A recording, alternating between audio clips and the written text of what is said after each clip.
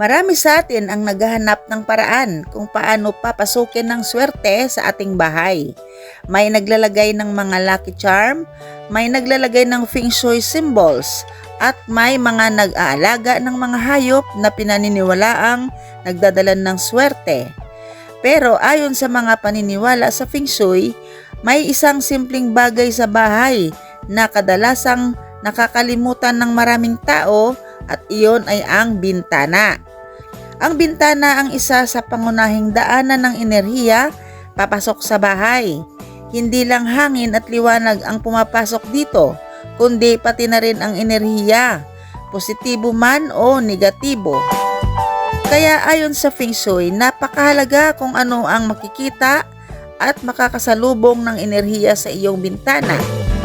Kung walang proteksyon ng bintana, sinasabing mas madaling makapasok ang bad energy o maging ang mga hindi nakikitang espiritu na maaaring magdala ng malas, problema at mabigat na pakiramdam sa loob ng bahay.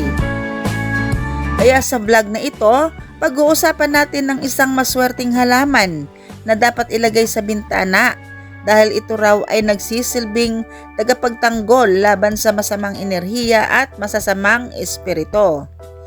At ipapaliwanag natin kung bakit kinakatakutan nito ng bad energy ayon sa feng shui. Ang maswerteng halaman na ito ay ang halamang ito ay kilala sa maraming bahay sa Asia at maging sa Pilipinas. Ito ay ang snake plant o mas kilala rin sa tawag na mother-in-law's tongue. Ang halamang ito ay madaling alagaan, matibay at kahit sa loob ng bahay ay kayang mabuhay. Pero ayon sa feng shui, hindi lang ito simpleng dekorasyon. Ito ay isang halamang may malakas na proteksyon na enerhiya. Sa feng shui, ang bintana ay itinatawag na mata ng bahay. Dito pumapasok ang liwanag, hangin at enerhiya mula sa labas. Kapag ang bintana ay walang harang o proteksyon, sinasabing ang bahay ay parang bukas na pintuan para sa lahat ng enerhiya, mabuti man o masama. Kaya ayon sa paniniwala, kapag may snake plant sa bintana, ito ay nagsisilbing bantay ng enerhiya. Ang matutulis na dahon nito ay parang mga espada na sumasagasa sa masamang enerhiya na gustong pumasok sa bahay. Sa madaling salita, bago pa makapasok ang bad energy o malas sa bahay mo, nahaharang na ito ng halaman. Kung mapapansin ninyo ang snake plant, ang dahon nito ay matulis, matayog at matatag. Sa feng shui, ang mga halamang may ganitong hugis ay may tinatawag na protective energy. Pinaniniwalaan na ang ganitong klase ng halaman ay kayang putulin o itaboy ang negatibong enerhiya. Kaya sinasabi ng ilan na kapag may snake plant sa bintana, ang mga masasamang espiritu o bad spirit ay nagdadalawang isip na lumapit. Dahil ayon sa mga matatandang paniniwala, ang matutulis na dahon nito ay parang mga sibat na nagbabantay sa bahay. Kaya kung ang bahay ay walang proteksyon, madaling pasukin ng malas. Pero kung may ganitong halaman sa bintana, para itong silent guardian ng inyong tahanan. Bukod sa protection laban sa bad energy, ang snake plant ay kilala rin bilang halamang naglilinis ng enerhiya. Sinasabi na ito ay nakakatulong mag-absorb ng mga negatibong vibration sa paligid. Kaya kapag may mabigat na pakiramdam sa bahay, madalas ang away, malas sa pera o parang walang swerte, ang pagkakaroon ng halaman na ito ay sinasabing nakakatulong balansehin ang enerhiya ng tahanan. Kaya sa feng shui, ang paglalagay nito sa bintana ay parang paglalagay ng filter ng enerhiya sa bahay. Pero mag-ingat din, may isang babala ang ilang feng shui practitioners. Bagamat maswerte ang snake plant, huwag itong ilagay sa loob ng kwarto kung masyadong malapit sa higaan. Dahil ang matutulis na dahon nito ay may yang energy na maaaring magdulot ng hindi magandang daloy ng enerhiya habang natutulog. Mas mainam na ilagay ito sa bintana ng sala, opisina o malapit sa entrance ng bahay. Doon nito magagampanan ang tungkulin nito bilang tagapagtanggol ng bahay laban sa masamang enerhiya. Isang paalala sa mga naniniwala sa espiritu. May mga kwento ang ilang tao na kapag may bahay na madalas makaramdam ng kakaibang presensya, mga tunog sa gabi o mabigat na pakiramdam, ang paglalagay ng mga halamang may protective energy ay nakakatulong upang mawala ang ganitong pakiramdam. Hindi man ito mapatunayan ng siyensya, pero sa maraming kultura sa Asia, ang mga halaman ay tinuturing na buhay na tagapaglinis ng enerhiya. Kaya kung may mga bagay sa bahay ninyo na parang hindi maganda ang daloy ng enerhiya, maaaring subukan ang simpleng paraan na ito. Dahil minsan ang isang simpleng halaman sa bintana ay maaaring magsilbing tahimik na bantay ng inyong tahanan.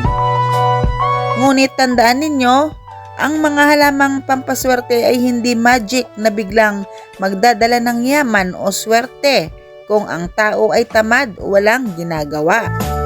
Sa Feng Shui, ang swerte ay dumadaloy lamang sa bahay na may malinis na enerhiya, maayos na kapaligiran at masipag na mga taong naninirahan dito.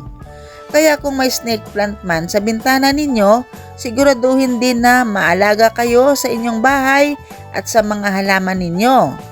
Dahil ang halaman na inaalagaan ay mas naglalabas ng positibong enerhiya. May isa pang magandang paraan upang mas mapalakas ang enerhiya ng halamang ito sa inyong bahay. Ayon sa ilang Feng Shui practitioners, mas mainam kung bonsai na snake plant ang ilalagay sa inyong bintana. Diba meron naman pong maliliit na bonsai snake plant, kapares itong sa akin, ang dami ko nito. At naglalagay din ako nito sa aking bintana. Ito po sila. Bakit? Dahil ang bonsai ay hindi lamang simpleng halaman.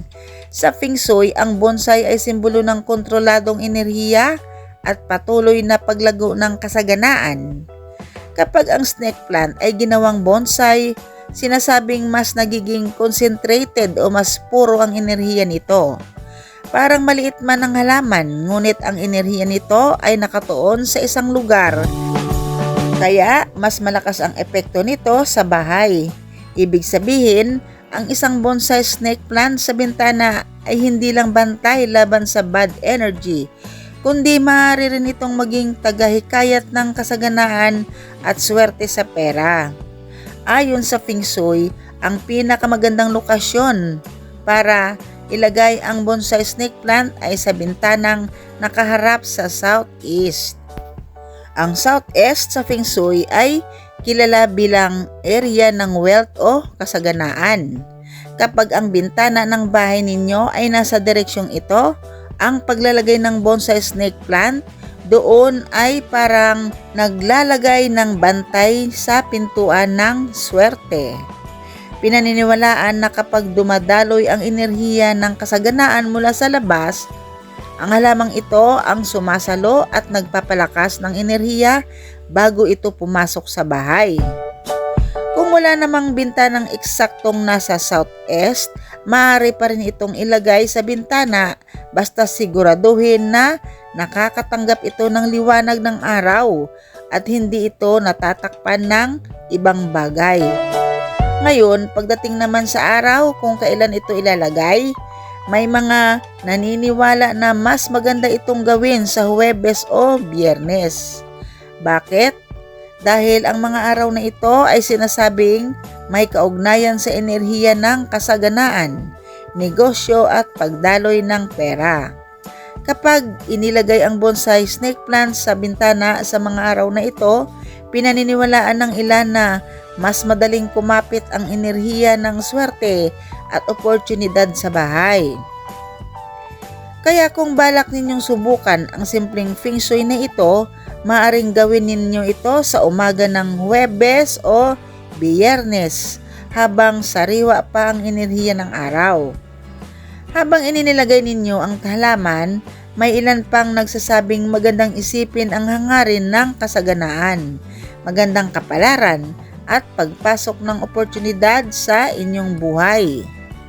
Dahil sa Feng Shui, mahalaga rin ang intensyon o intensyon ng taong naglalagay ng bagay sa bahay.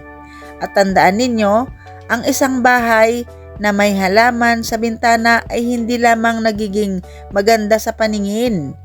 Para sa iba, ito ay nagsisilbing buhay ng bantay laban sa malas at masamang enerhiya na maaaring sumilip sa inyong tahanan. At kung minsan, ang simpleng halaman sa bintana ay maaaring maging tahimik na tagapagbukas ng pinto ng kasaganaan sa inyong buhay.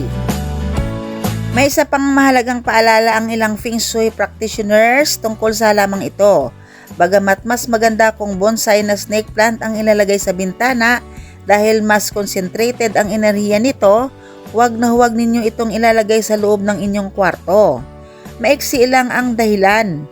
Sa Feng Shui, ang snake plant ay may malakas at matulis na enerhiya dahil sa hugis ng mga dahon nito.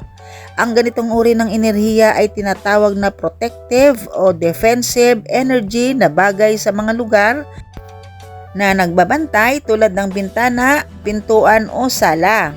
Pero kapag inilagay ito sa kwarto, lalo na malapit sa higaan, sinasabing ang matutulis na enerhiya nito ay maaaring makaistorbo sa tahimik at kalmadong enerhiya na kailangan ng katawan habang natutulog. Sa madaling salita, ang halamang ito ay mas bagay bilang bantay ng bahay kaysa kasama sa lugar ng pahinga.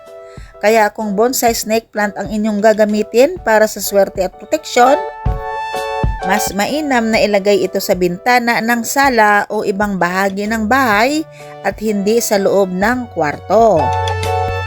Sa ganitong paraan, nagagawa nito ang trabaho nito bilang tagapagtanggol laban sa bad energy habang nananatiling payapa at maayos ang enerhiya sa lugar kung saan kayo nagpapahinga. Ito nga pala yung aking bonsai na snake plant. Dito ito nakalagay talaga sa aking bintana pero sa ngayon tinanggal ko muna at ang inilagay ko doon sa aking bintana ay yung mga bagong tanim kasi pag may bagong tanim ka dapat yung hindi sila naaarawan. Pero ang talagang pwesto nito ay nasa bintana at ito po sila. At kapag stable na po ang aking mga bagong tinanim na halaman dito sa aking bintana, ay ililipat ko rin ito at ibabalik ko ulit yung aking snake plant na bonsai dito sa aking bintana. Kaya napakasarap talaga sa pakiramdam kapag marami kang nalalaman, lalo na sa mga pamahiin, kasabihan at Feng Shui. Dahil kapag binaliwala mo ito o hindi kayo naniniwala, nasa sa inyo na po yan, pero para po sa akin mas mabuti na po ang may alam.